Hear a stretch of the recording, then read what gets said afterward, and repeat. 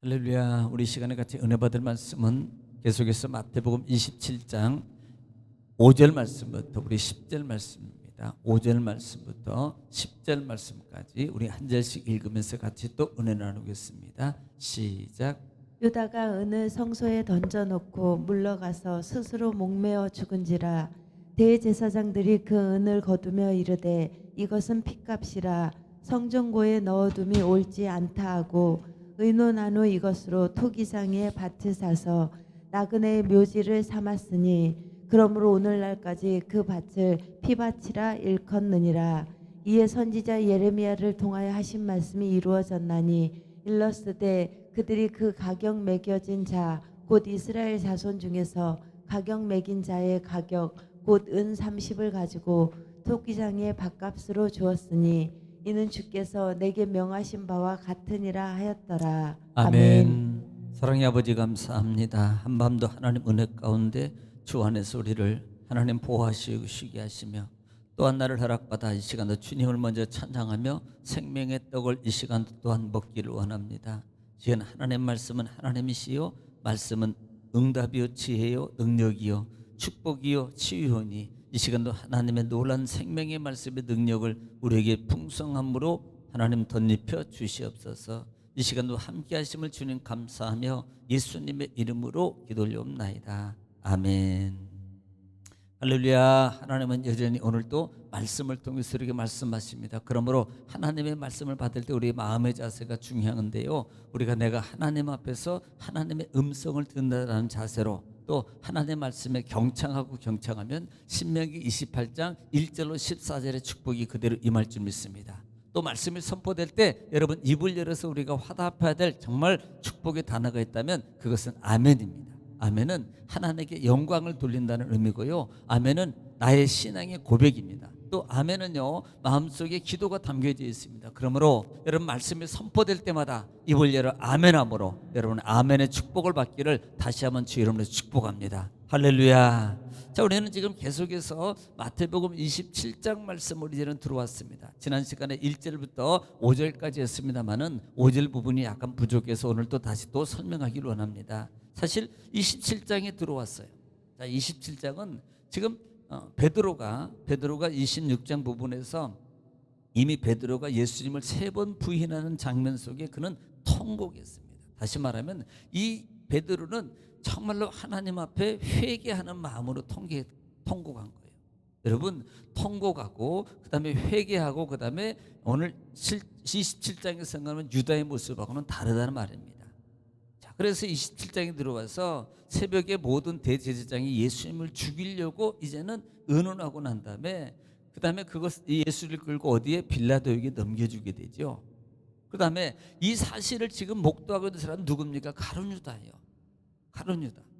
그래서 이 가룟 유다가 그 예수님께서 정죄됨을 본다. 이 정죄라는 것은 이제는 판결을 본 거예요. 예수님이 그냥 저 정도에서 몇 대 두들겨 맞고 끝날 줄 알았는데 자기가 모시던 예수님이 이제는 죽음의 판결로 가는 것을 본 거예요. 그러니까 그때 그 가룟 유다가 왜 뉘우쳤다 그랬어요. 여러분 뉘우쳤다는 단어가 회개라는 단어하고 다르다 그랬습니다. 회개는요 전적으로 180도를 바꾸는 거예요. 한마디로 거듭난 겁니다. 그런데 지금 가룟 유다는요 그 자기 잘못에 대해서 후회할 정도의 후회 정도라 이 말입니다. 이건 회개의 모습이 아니다라는 거예요. 자, 그리고 대제사장들을 찾아가게 됐고 대제사장들에게 정말 이렇게 좀 돌려달라 뭐 등등 했겠죠. 그러니까 야 이건 무죄한 자를 판 것에 대해서 그가 무슨 상황이냐 네가 책임져. 사실 그들은 같이 공모했거든요. 그런데 공모한 자들은요 좀 도와줄 줄 알았거든요. 그런데 그게 아니에요. 오히려 유다를 배반하는 것과 같아 이 말입니다. 네가 책임져야 네 책임이야. 우리한테 그런 소리 하지 마 이렇게 말하는 거예요. 그러니까 유다가 지난 시간에 5절 말씀 보면은 유다가 은을 성소에 던져놓고 물러가 스스로 목매어 죽은지라. 유다가 성소예요. 여러분 성소는 함부로 들어갈 수 있는 장소가 아니라 그랬어요. 이 나우스라는 성소는요 율법 제사장들만 들어가는 거예요. 그것도 대제사장들만. 그런데 사실요 이 목숨 걸고 들어갔거든요. 이것은 결국 뭘 거라 그랬어요? 자기를 어떻게 쓰는지 자기 어떤 가책의 마음을 면해 보려는 의도라 그랬습니다. 그러니까 이 부분을 사도행전에 보면은 1장 부분에 보면은 1장 18절 부분에 이 사도 바울이 언급하는 부분이 있습니다. 한번 들어보시기 바랍니다. 시작. 이 사람이 불의의 삭스로 밭을 사고 후에 몸이 곤두박질하여 배가 터져 창자가 다 흘러나온지라. 19절에 이 일이 예루살렘에 사는 모든 사람에게 알려져 그들의 말로는 그 밭을 아겔다마라 하니 이는 피밭이라는 뜻이라.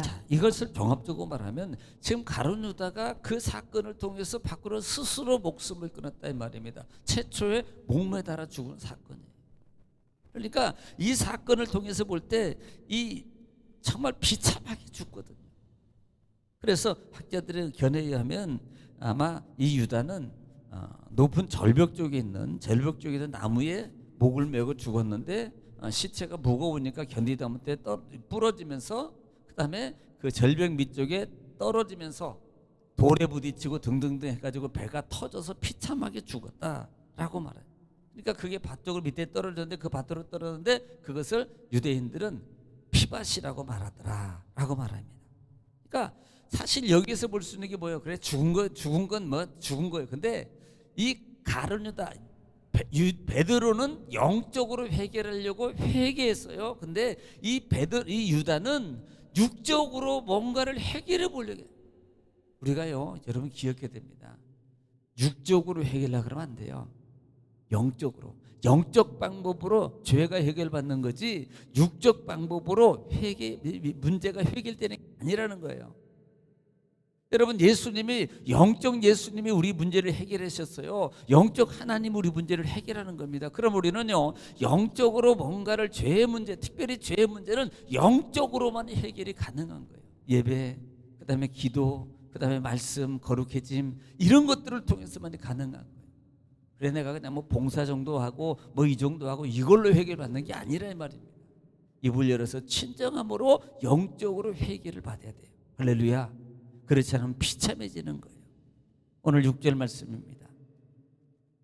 대제사장들이 그 은을 거두어 이르되 이것은 핏값이라 성전에 넣어둠이 옳지 않다 하고 그랬어요. 뭐라 그래요? 이것을 핏값이라 그래요. 당시에 이 핏값, 죽은 자들을 팔아서 얻은 돈이라는 뜻인데요. 이 핏값은요, 보통 그 당시에는요, 한번 이 핏값을 뭐로 표현한다면 그들은 뭘로 하냐면 신명기에 나와요. 신명기 23장 18절 말씀에 그 부분을 언급하고 있거든요. 그래서 우리 신명기 23장 18절 말씀을 한번 좀 들어보시기 바랍니다. 시작. 창기가 번 돈과 개 같은 자의 소득은 어떤 서원하는 일로든지 내 하나님 여호와의 전에 가져오지 말라. 이 둘은 다 내 하나님 여호와께 가증한 것임이니라. 이것을 가증한 걸로 여겨요. 그러니까 창기나 개 같은 자의 그 모든 돈은 하나님의 성전에 가져오지 말아라 그랬어요. 그래서 사실 이것을 하나님의 성전이라든지 보수 그다음에 뭐 등등등 사용했는데 그것으로 사용하지 못하고 이것을 뭘로요? 보통 구제로 많이 썼어요. 자선이나 구제 부분으로 사회적 용도로 썼다 이 말입니다. 그래서 성전에 둘지 옳지 않다 하고 7절 말씀에 의논한 후 이것으로 토기장의 밭을 사서 나그네의 묘지를 삼았으니 8절에 그러므로 오늘날까지 그 밭을 피밭이라 일컫느니라 그래요. 자 보면은 7절에 토기장의 밭이라 그랬습니다. 이 토기장의 밭은 예루살렘 남쪽 흰놈 골짜기 알잖아요. 우리가 흰놈 골짜기의 그 언덕 위에 위치한 곳인데요. 이 토기장들이 그 흙을 파가지고 그릇을 만들어서 이제 막 흙을 파거든요. 그리고 내가 계속 파는데 계속 파다 보면 이제 흙이 이제 떨어져요. 그러면 그것을 그때는 값 주고 샀지만 흙이 떨어지고 폐광처럼 이렇게 폐석장처럼 되니까 이것을 헐값으로 판단 말이에요. 헐값으로. 그래서 이것을 헐값으로 이것을 이제 사가지고 나중에 이것을 누구요? 가룟 유다의 무덤으로 만든 곳이잖아요. 이것을 은 30세겔에 주고 이것을 샀다 이 말입니다. 그것을 살 수 없는 것을 산 거예요. 헐값으로. 그러니까 그 묘지로 삼았으니 바로 그것을 말하는 겁니다. 토기장의 밭을 사서 묘지를 은 30 가지고는 그 밭 못 삽니다. 헐값이 됐기 때문에 살 수 있는 거예요. 그래서 그것을 뭐라고 표현하더라? 피밭이라 일컫느니라, 이거 말합니다. 이것을 뭐라고 표현하면 이것을 나그네 묘지라 그래요. 나그네 묘지. 성경에서는 이 나그네 묘지라 그럽니다. 이 나그네 묘지라 그러는데 이 나그네 묘지가 뭘 말하냐면 그 이방인들을 말해서 이 나그네라고 말하지 않고 당시에 그 타지방에 사는 유대인들입니다. 그러니까 타지방에 사는 유대인들이 절기 때 다 올라오잖아요. 이제 절기일 때 예루살렘 올라와요. 그러면 올라와서 이제 오다 보면 뭐 약한 사람도 어차피 병든 사람도 좀 힘이 약한 사람도 어떻게 막 올라온다고요. 왜? 지켜야 되니까. 유대인들은 다 지켜야 되거든요. 그러니까 안식일을 지키는 것은 목숨을 걸고 오는 거예요. 그래서 지켰는데 그 올라왔다가 거기에서 죽을 수도 있거든요. 그러면 그렇게 죽은 자들을 어디에다 묻느냐? 바로 이 나그네 묘지입니다. 여기에다 묻어주는 거예요. 그래서 그것을 나그네 묘지라고 말한다 이 말입니다. 지금도 그 예루살렘 근처에 그 나그네 묘지가 있어요. 묘지가. 네, 지금도 있습니다. 9절 보겠습니다. 이에 선지자 예레미야를 통하여 하신 말씀이 이루어진다니 일렀으되 그들이 이 가격 매겨진 자 곧 이스라엘 자손 중에서 가격 매겨진 자의 가격 곧 은 30을 가지고 그랬습니다. 그러니까 10절에 또 토기장의 밭값으로 주었으니 이는 주께서 내게 명하신 바와 같으니라 하였더라 그랬습니다. 사실 본절에 보면은 이 본절은 어디를 인용했냐면 스가랴서의 사실은요. 스가랴서 11장이거든요. 스가랴서 11장 12절과 13절을 인용한 구절이거든요. 한번 좀 먼저 들어보겠습니다. 시작. 내가 그들에게 이르되 너희가 좋게 여기거든 내 품삯을 내게 주고 그렇지 아니하거든 그만두라. 그들이 곧 은 30개를 달아서 내 품삯을 삼은지라.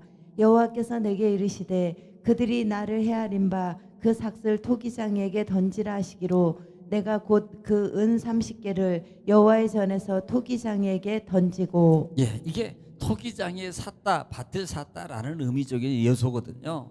그런데 사실 이것을요, 여러분 지금 스가랴 읽었는데 오늘 본절에는 어디로 표현해요? 예레미야라고 표현하고 있대요. 예레미야라고.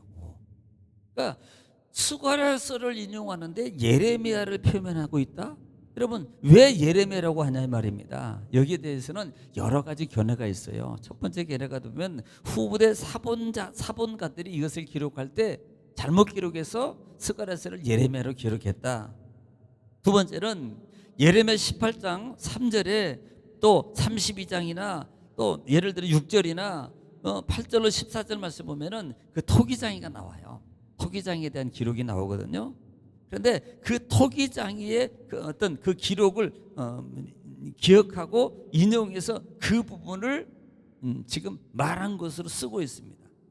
또 하나는 예레미야는 히브리의 그 원제냐면 이 원제냐면 그 예언서를 대표한다는 말이에요. 대표한다는 뜻이 있습니다. 예언서의 대표를 그 예레미야로 표현한다 그래요. 그래서 스가랴를 대신 예레미야를 표기했다라고 말합니다. 네 번째는 스가랴서 11장 12절과 13절과 예레미야 18장 2절부터 12절 또 19절부터 19장 1절부터 5절 그다음에 32장 8절부터 4절 종합적으로 인용해 볼 때 여기는 토기장이의 하나님 예를 토기장이의 그 토기장이가 나오잖아요. 뜻에 맡기지 하지 않겠느냐.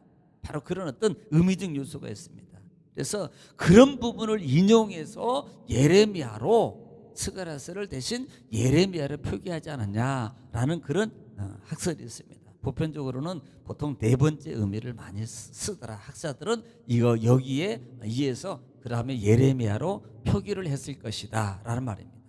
그래서 이런 부분들을 통해서 볼 때 사실 우리가 정말 27절부터 10절 27장 1절부터 14절 말씀을 통해서 우리가 볼 수 있는 것은 뭐예요? 육적인 방법으로 죄 문제를 해결해 보려고 한다. 이것은 아니라 이 말입니다. 진정 하나님 앞에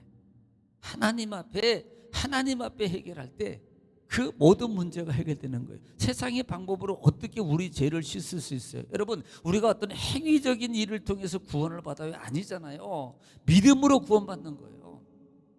구원의 의정은 행위적 요소에 있는 게 아니고요. 예수님 안에 하나님 안에 주권적인 행사입니다. 그러므로 하나님 안에 있는 거지 우리가 육적인 방법으로 구원을 얻는 게 아니에요. 마찬가지입니다. 육적인 방법으로 우리 죄를 씻는 게 아니에요. 무슨 세탁비누 무슨 뭐 퐁퐁 이런 걸로 씻는 겁니까? 아니에요. 이건 육적 방법이라 이 말입니다. 오직 우리 죄를 해결할 수 있는 분 오직 한 분 하나님밖에 없어요. 그러면 하나님께 영적인 방법을 통해서만이 우리 죄를 속죄받을 수 있는 거예요. 그게 뭐예요? 레위기 5대 제사. 이게 하나님께 영적 제사 제도만이 우리의 육적 죄의 모든 것을 해결할 수 있는 거예요. 오직 누구? 예수 그리스도. 레위기는 예수 그리스도잖아요. 예수 그리스도밖에 우리 죄를 해결할 방법이 없다 이 말입니다. 그런데 가룟 유다는 육적 방법을 성전에 심지어 들어갔음에도 불구하고 육적 방법으로 성전에서 해결해 보려고 들어가는 거예요. 우리는 성전에 들어갈 때 여러분 영적 방법으로 해결해야 돼요. 할렐루야. 여러분 이 말씀을 여러분을 기억하시기 바랍니다.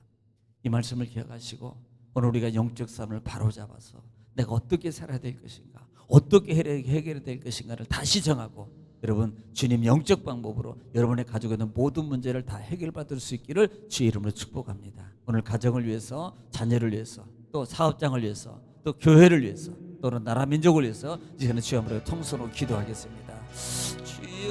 주여 걸어가시고 잡으신 아버지 은혜와 사랑을 주님 감사합니다. 오늘도 하나님께서 우리를 사랑하시고 아버지의 말씀을 통해 우리에게 가르게 하시고 깨닫게 하시고 인도하시고